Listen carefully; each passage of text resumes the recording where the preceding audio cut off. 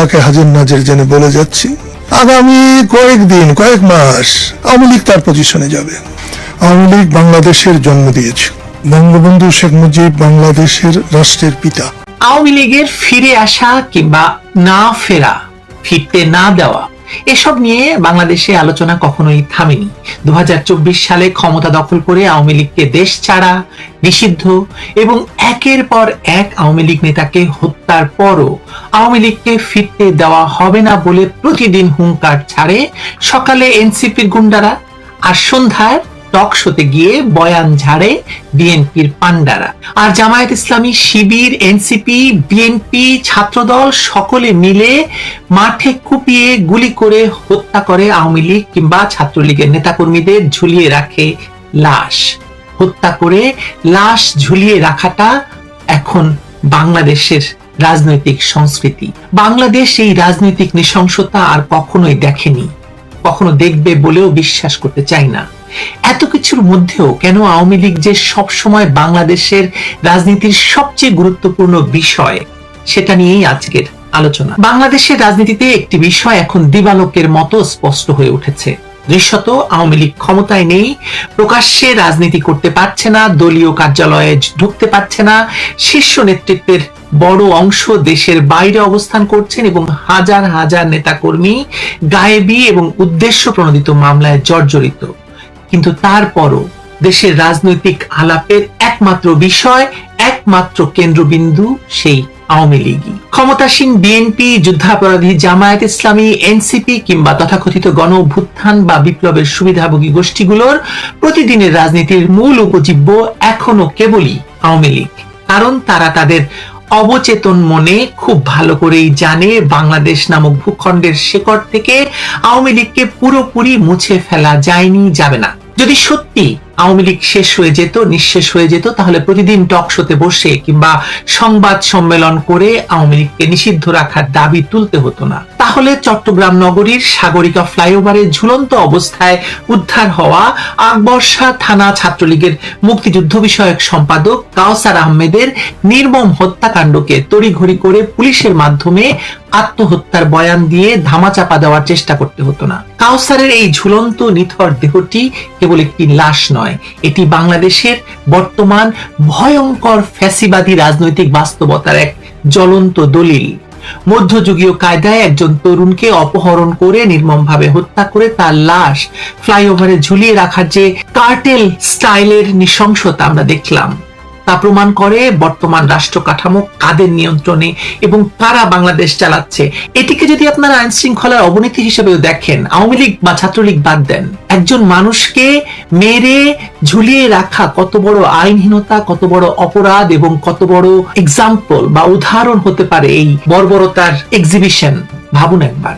সত্য যাই হোক না কেন, বড় বাস্তবতা হলো বাংলাদেশে এখন এমন এক ভয়াবহ রাজনৈতিক পরিবেশ তৈরি হয়েছে যেখানে আওয়ামী লীগ বা ছাত্রলীগের কোন নেতা কর্মীর অস্বাভাবিক মৃত্যু সাধারণ মানুষ আর স্বাভাবিকভাবে নিতে পারছে না। কারণ গত কয়েক মাসে জুলাই সন্ত্রাসী এবং বিএনপি জামায়াতের সশস্ত্র ক্যাডাররা রাজনৈতিক সহিংসতাকে এমন এক বর্বর পর্যায়ে নিয়ে গেছে যে হত্যা শব্দটাই এখন প্রথমে মানুষের মাথায় আসে। আর এই পৈশাচিক পরিবেশ তৈরি করেছে বিএনপি, জামায়াত, এনসিপির সম্মিলিত অপরাজনীতি।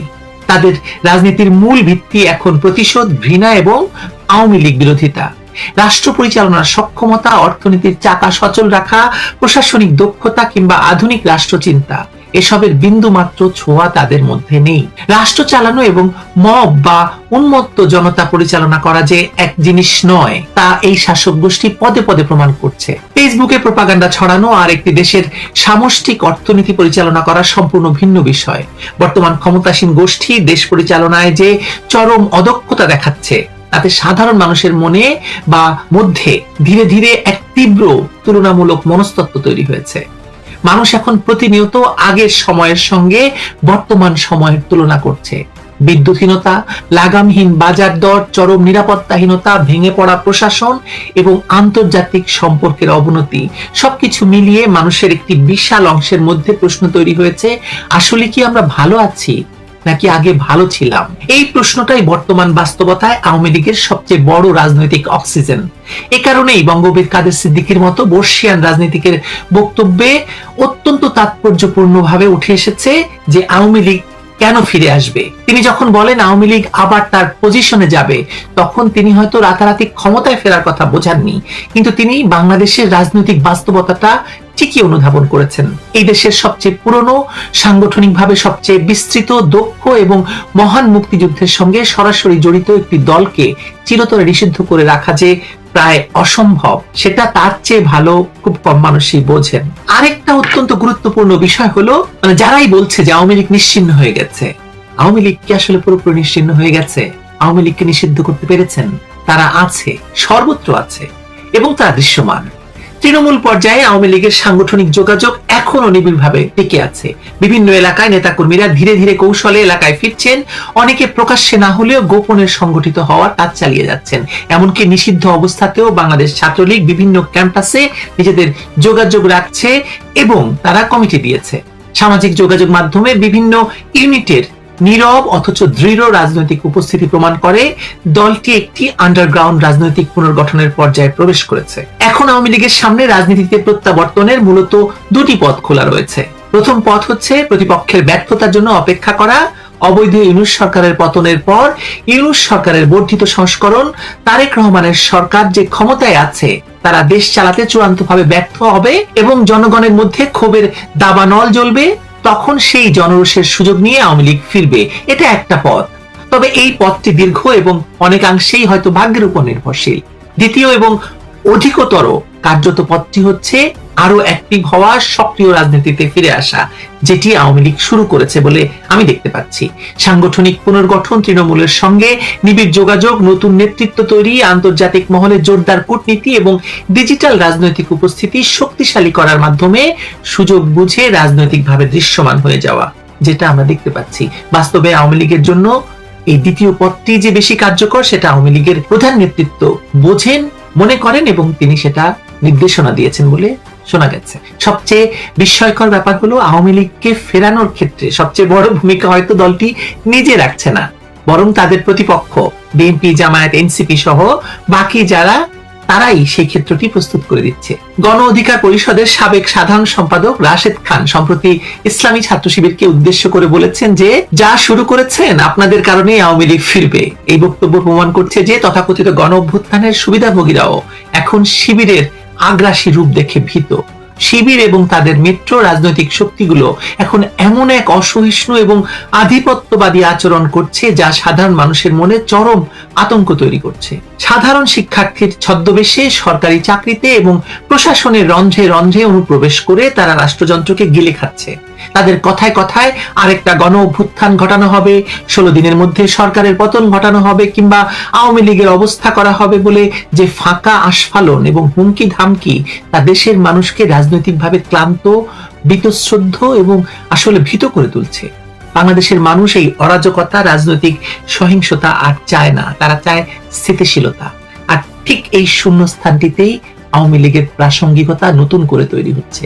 আপাতভাবে দলটির ভেতরে যতই বিচ্ছিন্নতা, ভুল ত্রুটি, সীমাবদ্ধতা আপনারা দেখেন না কেন, তাদের একটি সুনির্দিষ্ট রাজনৈতিক আদর্শিক ভিত্তি রয়েছে। বাঙালি জাতীয়তাবাদ, ধর্মনিরপেক্ষতা, গণতন্ত্র, সমাজতন্ত্র বা সামাজিক ন্যায় বিচারের ধারণা, আধুনিক রাষ্ট্র পরিচালনার জন্য যে প্রগতিশীল মনন প্রয়োজন তা আওয়ামী লীগের নীতিতে বিদ্যমান।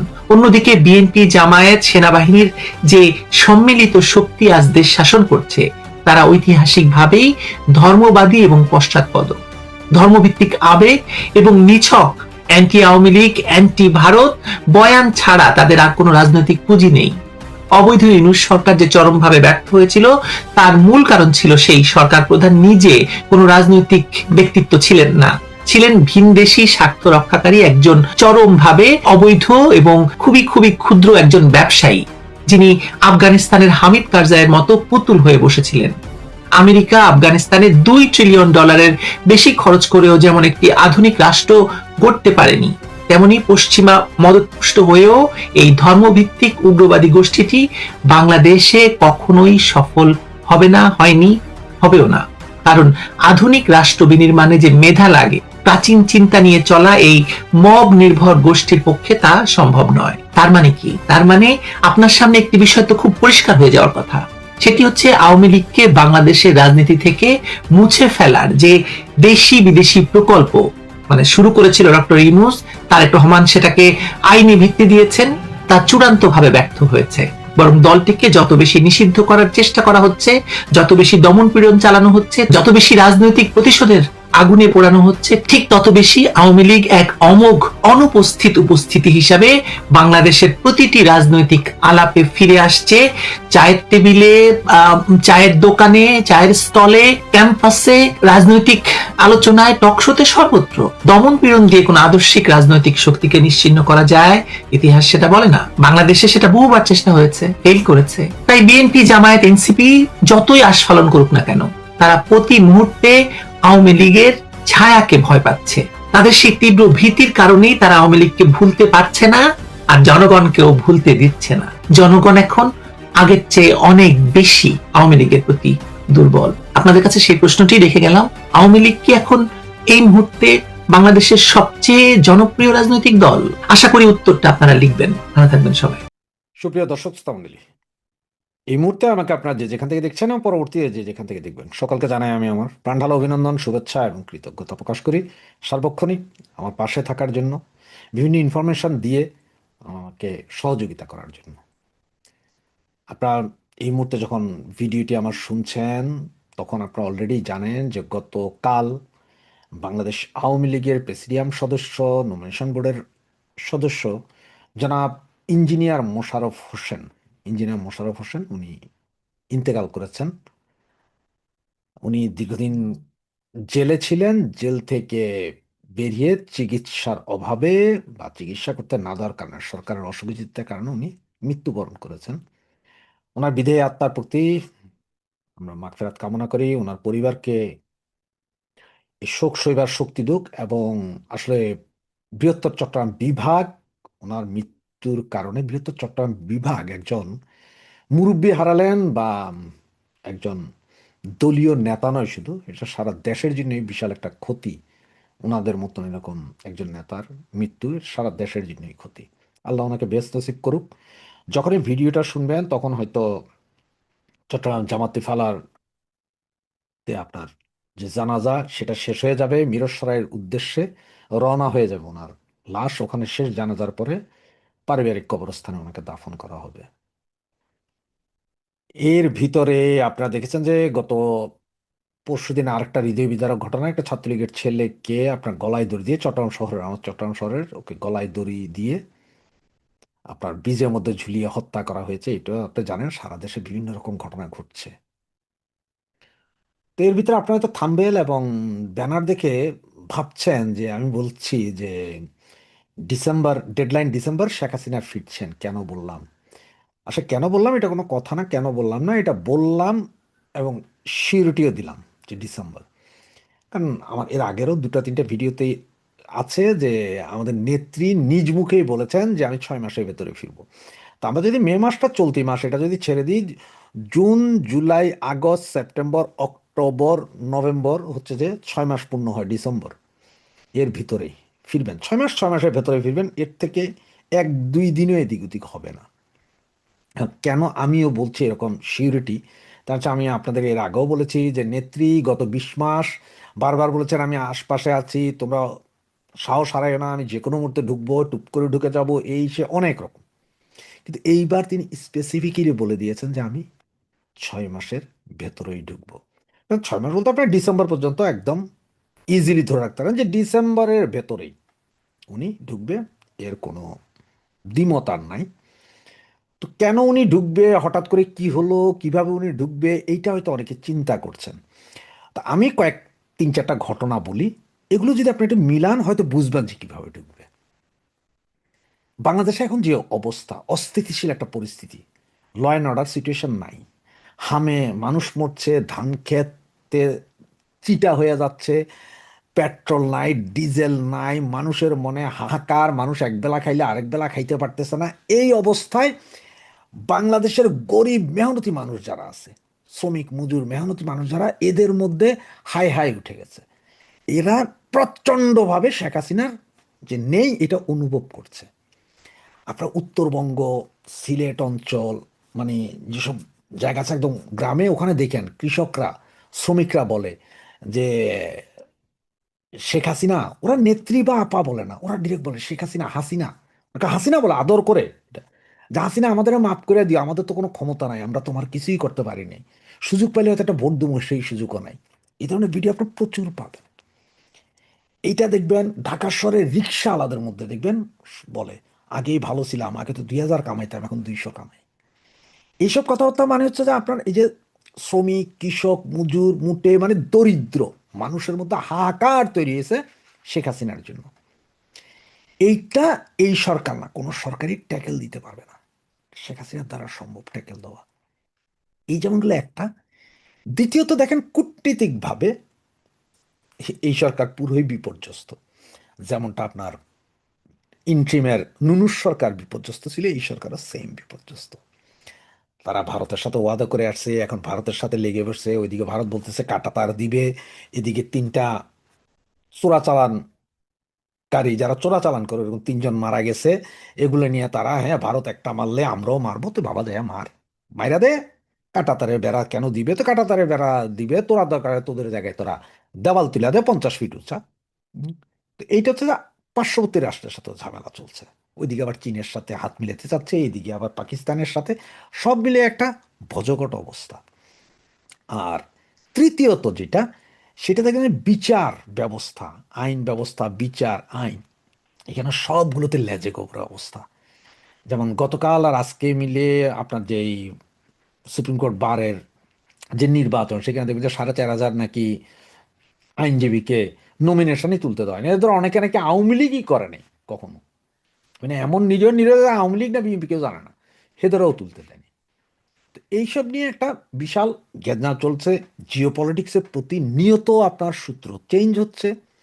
যেমন আপনারা হয়তো গতকালকে দুই একটা নিউজ দেখেছেন কিনা আমি জানি না, সেখানে বলা হচ্ছে যে আমেরিকা অলরেডি পাকিস্তানের একটা ডাবল স্ট্যান্ডার্ড ধরতে পারছে, যেখানে পাকিস্তান ইরানের, এই, আমেরিকার হয়ে ইরানের সাথে চুক্তি করানোর চেষ্টা করছে, ইরানকে বোঝানোর চেষ্টা করে, সেখানে নাকি যখন আমেরিকা যখন আক্রমণ করে ইরানকে, তখন নাকি ইরানের যে ফাইটার জেটগুলো নাকি পাকিস্তানের একটা এয়ারবেসের মধ্যে সুরক্ষিত ছিল।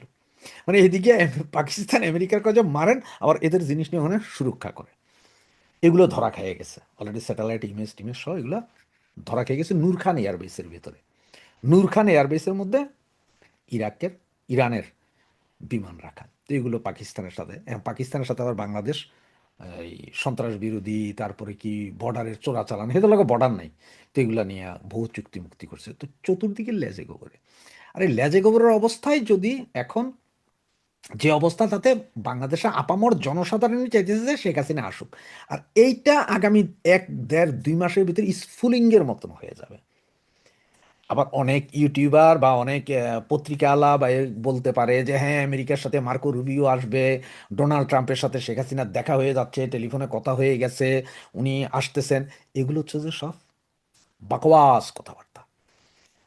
বাংলাদেশ আওয়ামী লীগ 1996 সালে ক্ষমতায় এসেছিলেন জনগণের ভোটে, জনগণের জোরে। 2008-এও জনগণের ভোটে এসেছিলেন।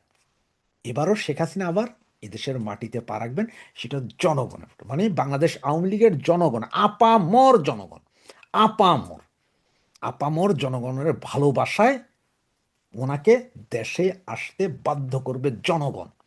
মানে জনগণই বলবে যে আপনি ফেরত আসুন, আপনি ছাড়া আমরা চলবো না, বাধ্য করবো বলতে আমি ওটা বলছি যে ওদের ভালোবাসায় বাধ্য হবেন নেত্রী আবার দেশে ফিরে আসতে। আর সেটা নেত্রীও জানেন। এবং সেটা আপনারা এই যে আমি যে 3টা কারণ বললাম, এগুলো যদি একটু মিলান তাহলে দেখবেন। কারণ হতদরিদ্র মানুষ যখন খাইতে পায় না তখন মুষ্টিবদ্ধ হয়, আর এই মুষ্টিবদ্ধ যখন হয় তখনই আন্দোলন গড়ে ওঠে। এবং এই জিনিসটাই গড়ে উঠবে আগামী 2-3 মাসের ভেতরে। চোখ কান খোলা রাখেন। আর আমাদের কাজ কি? আমাদের কাজ এখন বেশি বেশি দেশের ভেতরে যে অরাজকতা চলছে এটাকে বেশি বেশি তুলে ধরা, সোশ্যাল মিডিয়ায় তুলে ধরতে পারেন, গ্রামে গঞ্জে গিয়ে তুলে ধরতে পারেন। এই যে আমার ছাত্রলীগের ভাইয়েরা এখন যে যে ধান কেটে দিচ্ছে, সেখানে যে কথাবার্তা বলেন, গ্রামের বিভিন্ন বাজারে যান আপনারা, দুই একটা চা খাইতে খাইতে, দুই একজনের চা খাওয়াইতে খাওয়াইতে এই কাহিনীগুলো তুলে ধরেন, মানুষের মাথায় কিন্তু ঢুকে যাবে আগেই ভালো ছিল। এবার একটু সাবধান থাকতে হবে। যে কিছু কিছু ইউটিউবার আবার শুরু করছে কি জানেন, ইউটিউবার না শুধু, বিভিন্ন মিডিয়া শুরু করছে ডাক্তার ইউনূসকে পরিষ্কার করার একটা ব্যবস্থা করতে। কেমন দেখেন, ওরা কি বলে যে ডিপ স্টেটের খেলা চলতেছে সারা বাংলাদেশে। হ্যাঁ, ডিপ স্টেট শেখ হাসিনাকে নামাইছে, ঠিক আছে, শেখ হাসিনা সরকার গভর্নমেন্টকে ফেলে দিছে। তারপরে ডিপ স্টেট ইউনূসকে আনছে, এই পর্যন্ত ঠিক আছে। ডিপ স্টেট আওয়ামী গভর্নমেন্ট ফেলছে, ডিপ স্টেট ইউনূসকে আনছে, এই পর্যন্ত ঠিক আছে। এরপরে কি আসে, যে ডিপ স্টেট যখন দেখলো যে ইউনূসকে দিয়ে কাজ হচ্ছে না, তখন ডিপ স্টেট ইউনূসকে সরাই দিয়া তারেককে বসাইছে। আসলে মূল কাহিনী ওখানে না। তার মানে এরা ওই যে ডিপ স্টেট ইউনিভার্সিটি দিয়ে কিছু হচ্ছে না বিধে ইউনিভার্সিটি হয় না, ডিপ স্টেট আমেরিকা ইউনিভার্সিটি দিয়ে যা যা পাওয়ার, যা যা করার সব করাই নিছে অলরেডি। দেশ বিরোধী চুক্তি থেকে শুরু করে সব করাই নিয়ে ইউনিভার্সিটি নিয়ে গেছে। এটা হচ্ছে যখন মানে এমন একটা ভাব দেখানো হচ্ছে যে ইউনূস সাহেবের আমলে বাংলাদেশের ডিপি স্ট্যাটাস কিছুই করতে পারেন, উনি দেশের পক্ষেই ছিলেন। এই যে দেশ বিরোধী চুক্তি মুক্তির কিছুই ওনার দ্বারা করানো হয়নি, এটা হচ্ছে ইউনূস ব্যাপার পরিষ্কার করার চেষ্টা করছে কিছু কিছু ইউটিউবার, কিছু কিছু পত্রিকা, কিছু কিছু বুদ্ধি বেশ্যা। এরা চোখ কান খোলা রাখেন, ডিপ স্টেটের খেলা এখনো চলছে। তবে হ্যাঁ, নেত্রী যে বলছে 6 মাসের ভিতরে আসবে, তো আমি ডিসেম্বরের ভিতরে আসবে, এবং সেটা হচ্ছে জনগণের চাপে, বাংলাদেশের আপামর জনগণের ভালোবাসার চাপেই নেত্রী আসবেন। এবং সেটা উনি যেহেতু বলেছেন যে 6 মাস, 6 মাসই হবে, 6 মাস থেকে 6 দিন 6 সেকেন্ডও বেশি হবে না।